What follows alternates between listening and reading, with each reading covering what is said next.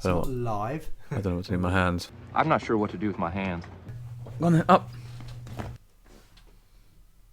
That's disappointing. There's a bit of a height differential here, isn't there? Yeah, no, this is just the normal height. Yeah, so. no. If anything, I'm on a seat higher than you. No, this is... I am just taller.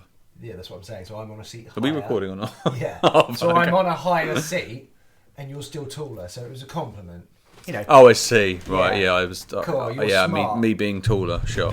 Alright guys, so we are here to review the DJI Air 2S on our first ever few flights. I'm Sam. I'm Jared. And let's go with it. And Keeba's here. But he's being really disobedient. He's got this thing where basically... He's always disobedient. Yeah, exactly. Do we want him to do something? I'll do the opposite. Yeah.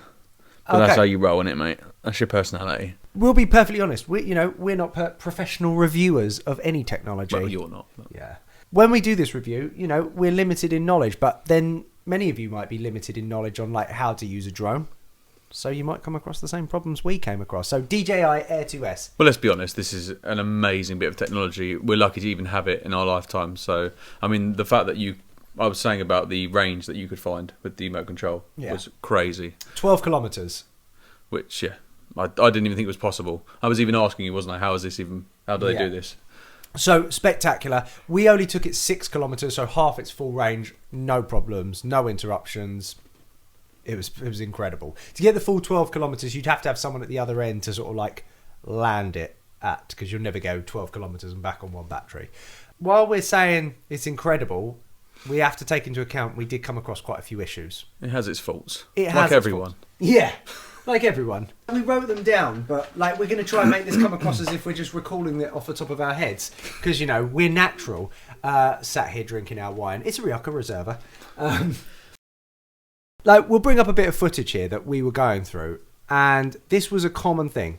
So you can see in the footage. Firstly, I've put a tracker on myself because I'm in bright orange, and it's gonna follow me briefly. But I put the controller in my bag, and that caused issues. And as you can see, it doesn't really follow us. And then even when it does, it just goes up in the air. It does appear that in slow movements, though, it can track you very easily. It doesn't seem to lose you in a crowd, but it just has to be slow, methodical movements. Could not work out how to get it to follow us fast. No, exactly. And we're going to see some of that now in the next bit. And just to bear in mind, when you're snowboarding, you need active track. It's cold. You can't have your hands out playing with controllers. You need the active track. But to make active track work, basically I had to hold the controller. Which is odd that you somehow can get... what's the word? You can somehow get signal from 12 kilometres away. Yeah. Yeah, it goes in a backpack and it goes, I can't do that. Yeah. No. Not for me. Not for me, no. So we got it to work. Keeba's now trying to destroy my guitar. Good for him. We needed it to film autonomously, but you'll see here, I'm locking it onto myself, and it sort of follows, but not exactly. You'll see what I mean when you see the footage. The most annoying bit for me was the fact that it just kept going up and up. Yeah. So one way it worked out to track us was just keep going as high.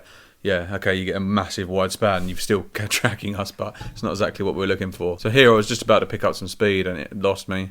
And in this other footage, you'll see that it glitches. Yeah, I'm going to just show a little repeat. And when it glitches, you can see that's the moment it loses, Jared. So annoying. So in this shot, we just start to get things going. It just starts to look good. We're finally getting some footage of Jared that looks all right. As you can see, he falls over, so he looks terrible.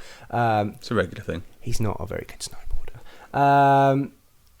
Yeah, and then it loses him. And it's like, so frustrating. Yeah, however, having said all that, we did get some unbelievable footage, some great shots. This bird's eye view, as you'll see, is amazing.